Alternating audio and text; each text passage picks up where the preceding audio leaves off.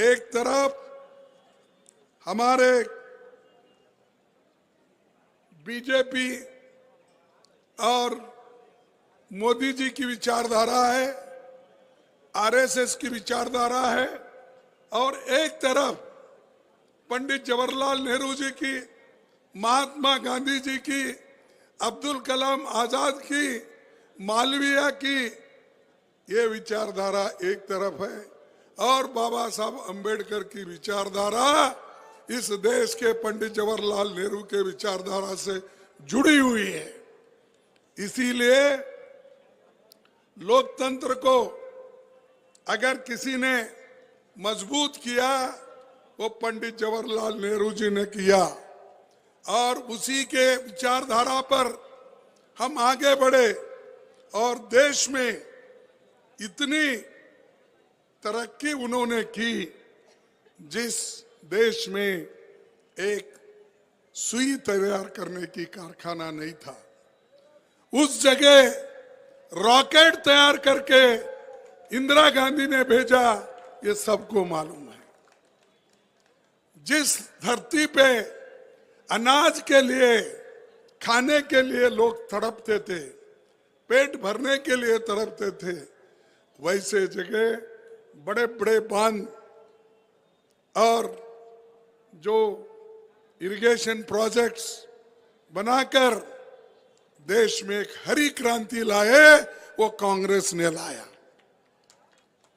उसी ढंग से इस देश में जो दूध का बहुत बड़ा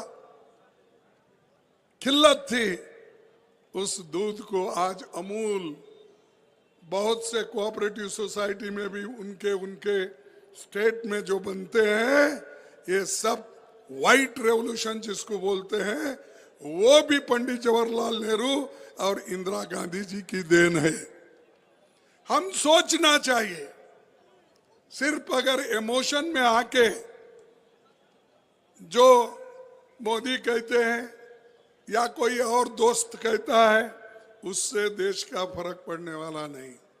फर्क उस वक्त पड़ेगा जिस वक्त जिनके विचारधारा पे आप चलेंगे, जो विचारधारा गरीबों के हित में होगा, महिलाओं के हित में होगा, किसानों के हित में होगा, युवाओं के हित में होगा, वही विचारधारा सही है। और उसी के ऊपर आज गठबंधन के सभी लोग एक होकर आगे बढ़ रहे हैं।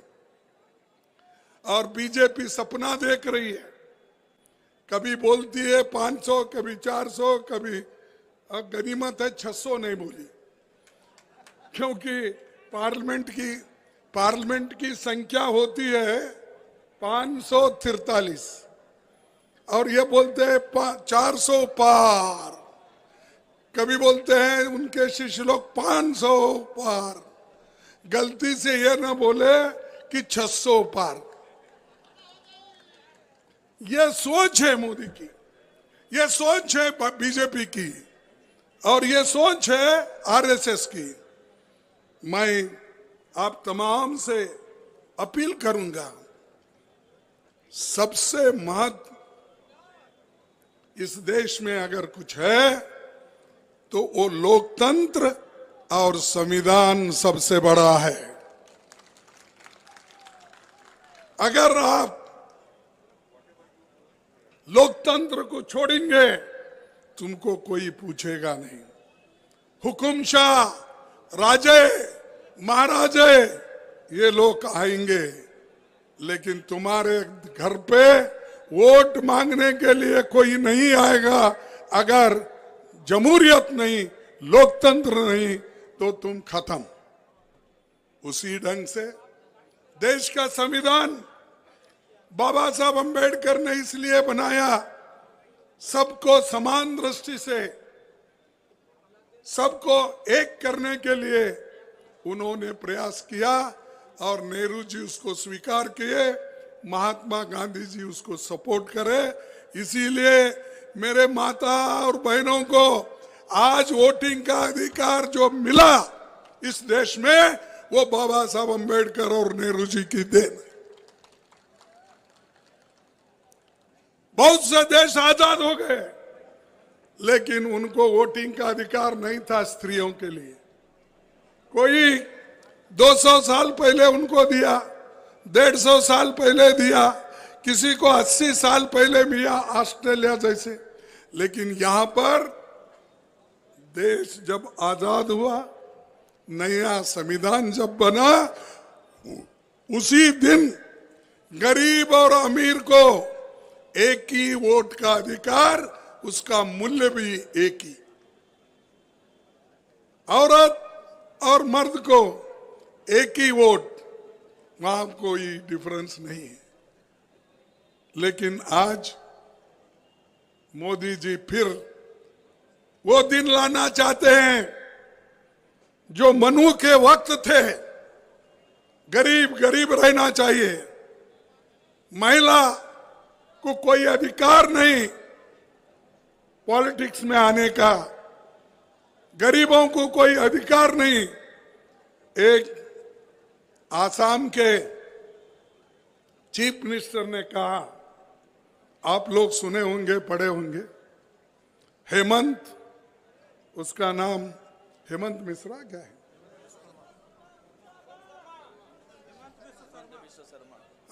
हेमंत शर्मा। उसने क्या कहा? उसने कहा इस देश में शूद्रों को सिर्फ सेवा करना, उनका काम इतना ही है, जितने भी शूद्र हैं उन शूद्रों को उनकी सेवा करना चाहिए। ऐसे अगर विचारधारा वाले चीफ मिनिस्टर है और मोदी जी उनको सपोर्ट करते हैं, तो मैं कहूंगा ये लानत है, ये लानत है, ये शर्म की बात है कि आज भी आजादी मिलने के बाद हम शूद्रों को सेवा करो बोलेंगे। इसलिए तुमको संविधान बचाना है, लोकतंत्र को बचाना है। ये एक तरफ है, इसी का चुनाव है। उसके साथ साथ महंगाई इतनी हो गई है। जब मैं गुलबर्गे में वाजपेयी की भाषण और अदानी की भाषण सुनने गया था, मैं एमएलए था 72 में, तब मैं दूर बैठ के कार में उनका भाषण सुन रहा था। तब अटल बिहारी वाजपेयी ने यह कहा, उस वक्त तुअर, तुम्हारे पास क्या बोलते हैं, अरहर, हाँ, तुअर को क्या बोलते, तुअर दाल को अरहर।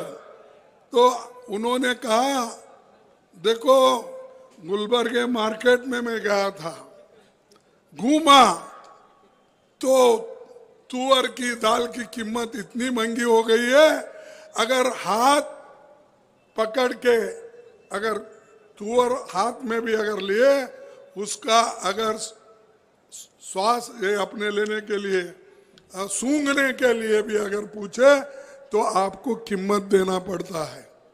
सूंघने के लिए, खाने के लिए नहीं। ये वाजपेयी ने उस वक्त कहा था 71 के इलेक्शन पार्लियामेंट में जब आए थे। अब मैं पूछता हूं उनके शिष्यों को, भाई तुअर की दाल की कीमत कितनी हो गई? 3 गुना हो गई। हमारे यूपीए सरकार में अगर उसका 400 रुपए था, आज 880 रुपए तक हो गया। उसी जगह उसी तरह से हर चीज महंगा हो गया। पेट्रोल की कीमत डबल ट्रिपल हो गई, डीजल की कीमत डबल ट्रिपल हो गई। और मैं ये कहूंगा, पेट्रोल की कीमत 214 में 66 रुपए था, आज 102 रुपए है। तो किसकी सरकार अच्छी थी? देश के लिए किसकी सरकार अच्छी थी? डीजल की कीमत 2014 में 52 रुपए था, आज डीजल की कीमत 90 रुपए है। 90 रुपए है कि नहीं? पहले 52 रुपए था। कौन सी सरकार अच्छी थी? क्रूड ऑयल जो बाहर से लाते हैं, पेट्रोल और डीजल के रूप में यहां जो बनता, कन्वर्ट करते हैं, उस वक्त 105 एक बैरल को था। $105 एक बैरल को था। अब $86, यानी कम हो गया क्रूड ऑयल की कीमत बाहर लाने से, और डीजल और पेट्रोल की कीमत ऊपर चली गई। उसी के साथ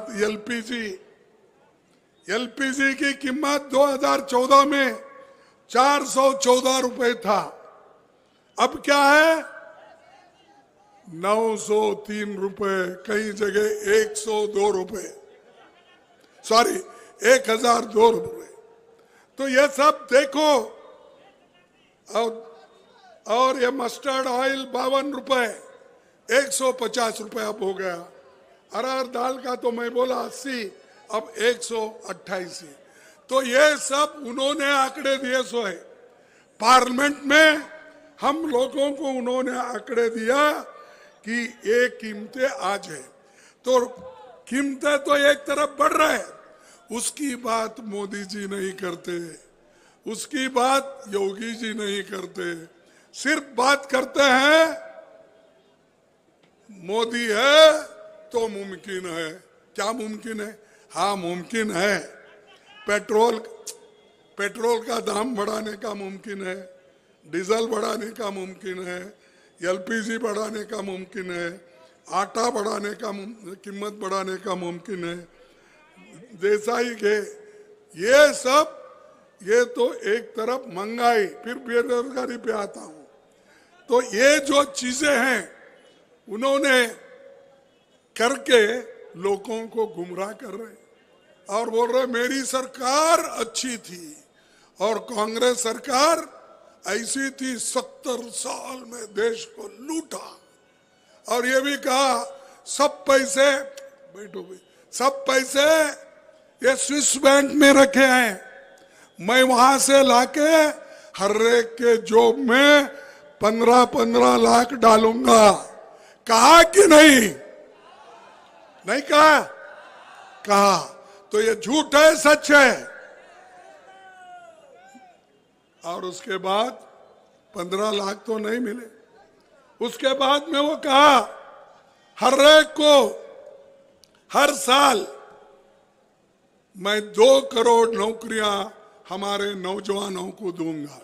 अब 10 साल में 20 करोड़ नौकरियां देना था हमारे प्रधानमंत्री जी। दिए क्या? मैं आपसे पूछूं, दिए? ये भी झूठ है, ये भी झूठ है। और उन्होंने कहा किसानों को तुम्हारी आमदनी मैं दुप्पट करूंगा। कर दिया दुप्पट। तो झूठा कौन है? कौन है झूठा? मोदी। अगर मैं झूठा है बोलूं तो क्या गलती कर रहा हूं मैं? और यही बात जब बोलता हूं मैं बाहर, भाई मोदी जी तो झूठों के सरदार है बोलता हूं। बोलते ही लोगों को ऐसा, प्रधानमंत्री को आप ऐसा नहीं बोलना चाहिए। फिर क्या बोलना चाहिए? आप एक काम भी करते नहीं हो, दूसरों को टीका टिप्पणी करते तुम लोग ऐसा ही समय गुजारते हो, तो क्या बोलना चाहिए? आप ये एक तरफ होगा। और हमने जो वायदे किए थे,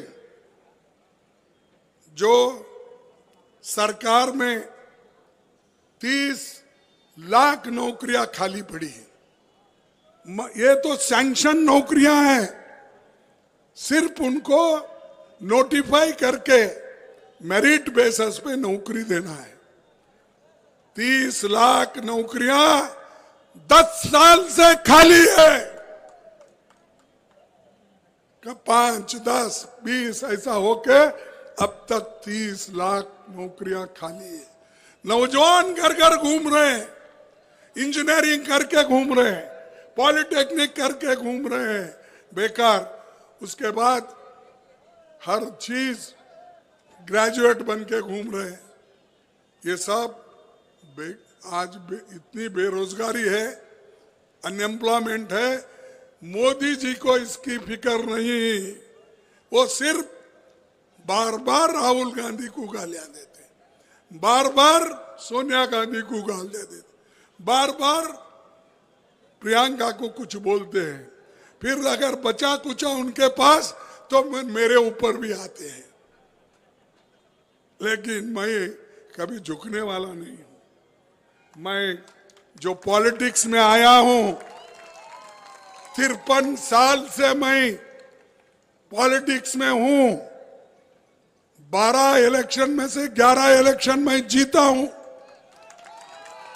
एक बार राज्यसभा में आया, मेरे को दिक्कत हो गई तो परसों। इसके सिवाय हमने बहुत से प्राइम मिनिस्टर को भी देखा, बहुत से चीफ मिनिस्टर को भी देखा, लेकिन ऐसा चीफ मिनिस्टर, ऐसा प्राइम मिनिस्टर मैं कभी नहीं देखा अपनी जिंदगी। क्योंकि लोगों का दुख और दर्द मालूम नहीं। वो लोग तो कहते हैं, परसों मैं सुना अपने महाराष्ट्र में हमारे प्रधानमंत्री जी बोल रहे थे, भाइयों और बहनों, मैं ये जो हमारे कौन सा विदर्भा में है ना, परसों अभी नाम बोला मैं, हाँ धुले में क्या बोल रहे थे प्रधानमंत्री? बोले मैं धुले के प्याज खाकर, रोटी और प्याज खाकर 40 साल गुजारा। और बोला प्याज और रोटी खा के 40 साल गुजारे। फिर बाद में बोले कि देखिए तुम्हारे पास कपास पैदा होता है, उत्पन्न करते हो, उसी कपास से जो धागा बनता है, उस धागे से मैं कुर्ता और शर्ट बना लिया। अगर उनका शर्ट देखेंगे, उनकी जैकेट देखेंगे, सब परेशान हो जाएंगे। अरे ठीक, ये है उनकी गरीबी। इजिप्शियन कॉटन का शर्ट बना के,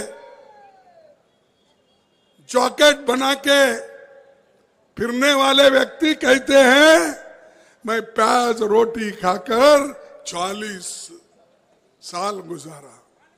मैं भिक्षा मांग के, घर घर जाके मैं अपना जीवन समर्पित किया समाज के लिए। ऐसा भिक्षा मांग के अगर अपना जीवन समर्पित करना है तो भाई किसी एक जगह बैठ के काम करके कुछ करो। तुमको कौन बोल रहे कि आपको फिरो भिक्षा मांगो और खाओ? कौन बोले? आरएसएस ने सिखाया होगा आपको, आप खा रहे होंगे। हम तो मेहनत करते खाते हैं, हम पसीना बहाते हैं, खाते हैं। हमारे बहन भाई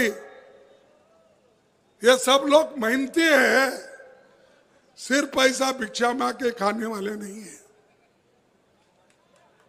ये देखो, कुछ बात भी करना है तो ऐसा बात करो सामान्य जन को लगे भाई ये सही है। सही तो कुछ भी नहीं है उनके पास। उनका काम ये सत्य से दूर की बात रखना, यानी झूठ बोलना, हर चीज झूठ। इसीलिए ऐसे लोगों के झांसे में आप मत आओ। अगर आए आप खत्म हो जाएंगे, क्योंकि पूरा सत्ता अपने हाथ में वो लेना चाहते हैं और उसके अलावा डिक्टेटर बनना चाहते हैं। इस देश के हुकुमशाह बनना चाहते हैं क्या आपको हुकुमशाही चाहिए? हुकुमशाही अगर नहीं चाहिए, संविधान के तरफ देखो, हाथ में संविधान पकड़ो और प्रमाण करो तुमको तो इस संविधान को छोड़ के हम नहीं जाने वाले हैं। लड़ेंगे, मरेंगे, संविधान की हिफाजत करेंगे,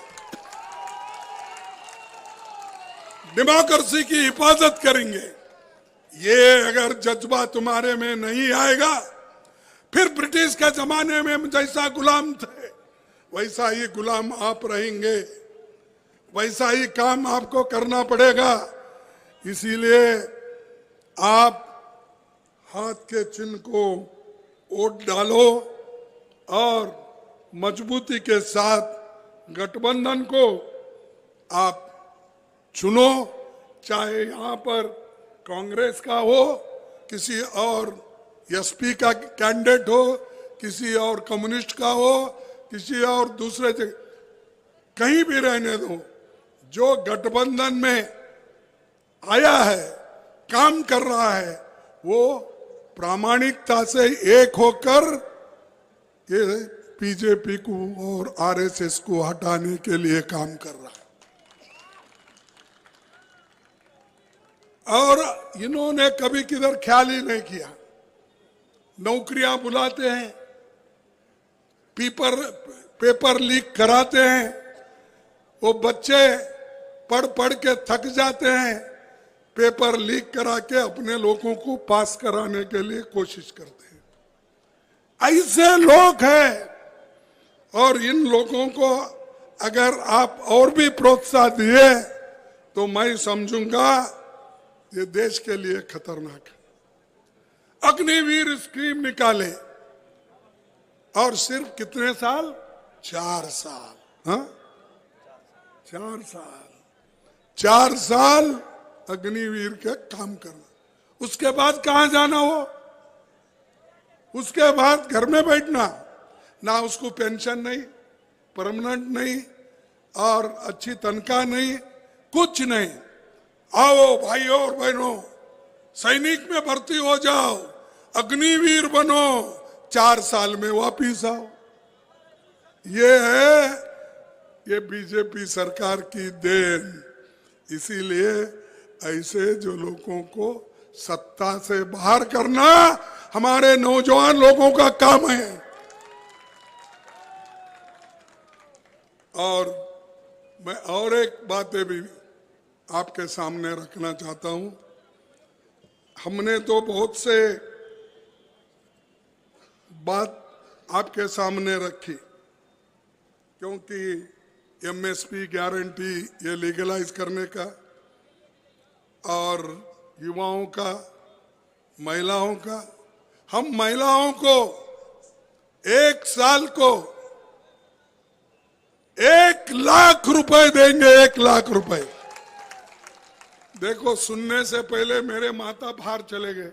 अगर वो सुनते तो 1 लाख के पीछे रह के मजबूत करते। 1 लाख रुपए महिला को, जिस घर में घर की बड़ी महिला है। ये हमारा है। मोदी जी, आपका क्या है? आपके धर्म के नाम पे लूटो, अमीर को लूटो, गरीब को भी बर्बाद करो। अमीर को कैसा लूट रहे? इलेक्शन में लूट रहे। गरीब को यह बोल रहे तुम काम करते जाओ, तुम्हारा कर्तव्य ये है वो है। तो इसलिए मैं आपसे विनती करूंगा कि हम माने के बाद कितने भी खेती के सामान हैं, फर्टिलाइजर, ये सभी, इसका पूरा हम जीएसटी खत्म करेंगे और किसानों को राहत देंगे। ये हम अलग अलग विचारधारा के लोग हैं। मोदी जी अमीरों के तरफ है, हम गरीबों के तरफ है, आपके साथ है। आपको चुनना होना कि आपको गरीब चाहिए, गरीब की तरफदारी करने वाला होना चाहिए, क्या अमीरों की तरफदारी करने वाला अंबानी, अदानी जैसे लोगों को? ये आप चुनना है। ये आपको चुनना है और चुनकर इस इलेक्शन में वोट करना है। ये इलेक्शन छोटा मोटा इलेक्शन नहीं, ये म्युनिसिपैलिटी का इलेक्शन नहीं है, ये जिला पंचायत का इलेक्शन नहीं है, ये एमएलए का इलेक्शन नहीं, ये इलेक्शन मुल्क के भविष्य को बनाने वाला, तुम्हारे किस्मत को बनाने वाला ये चुनाव है। तुम्हारे आगे बच्चे किस ढंग से रहना, किस स्थिति में रहना, उसका चुनाव है, तुम्हारा भविष्य का चुनाव है। इसीलिए आप लोग एक होकर आप संविधान बचाओ, लोकतंत्र बचाओ, इकट्ठे हो जाओ, छोटे मोटे छोड़ दो, कोई किस कम्युनिटी का रहता उस कम्युनिटी का, ये नहीं, एक बाद में आते हैं। पहले अगर अपने को खाने को मिला तो ही आदमी बचता ना, खाना ही नहीं बोले तो सुबह शाम उठ के कुछ भी हम गाते रहे, कुछ होने वाला नहीं है। तो मैं एक आखिरी एक बात कह के अपनी बात को खत्म करता हूं। दो दोस्त थे, बड़े अच्छे दोस्त थे। एक लंगड़ा था और एक अंधा था। वो रोज क्या करते थे, दोनों मिलके मंदिर के पास जाते थे, भगवान के नाम से कुछ दो, भगवान के नाम से दान दो, ऐसा करके पैसा खूब जमाते थे। जमाने के बाद शाम में वो अपने में बांट लेते। एक दिन झगड़ा आ गया उनमें कि क्या, कि देखो मैं तुमको कंधे पे उठा के जाता हूं, तुम रास्ते बताते हो, मैं तुम्हारा बोझ उठाता हूं। और ऊपर बैठा वाला बोला, अरे भाई मेरे को आंख है इसलिए तो मैं तुमको रास्ता दिलाता हूं, मेरे को ज्यादा होना चाहिए, वो बोलने लगा। आखिरी में गुस्से में एक दूसरे से पटक गए, बैठे। 2 दिन होने के बाद एक दूसरे से बात नहीं करे, लेकिन भूखे मर गए। फिर बाद में तीसरे दिन सोचे, अरे भाई मेरा आंख भी उतना ही काम में आता है और तेरा पैर भी उतने ही काम में आता है, दोनों मिलके लड़े तो ही हम कुछ कर सकते, पेट भर खाना खा सकते। वैसा ही समाज में एक गरीब होता है, कोई अमीर होता है, इन सब के पास समानता से रहना, यही हमारी मकसद है। इसी के लिए हम सबसे एक रहने की अपील कर रहे हैं। और मुझे खुशी है यहाँ पर अखिलेश जी और हमारे शिशुपाल जी दोनों मिलके गठबंधन को मजबूत कर रहे हैं और इसका रिजल्ट ये होगा, हम 2/3 से ज्यादा सीटें हम जीतेंगे। 60 सीटें 70 सीटें हम जीतेंगे। लोग बोलेंगे ये कैसा होता, अरे हमारे गठबंधन में तो इतने लोग हैं, हर एक की बात सुनने वाले लोग हैं। तो इसीलिए हमारा गठबंधन जब तक मजबूत है, हमारा पूरा उत्तर प्रदेश में हम मिलके काम कर रहे हैं, ज्यादा से ज्यादा सीट लाकर हम जीतेंगे और बीजेपी को, मोदी जी को हम सत्ता से आने से रोकेंगे।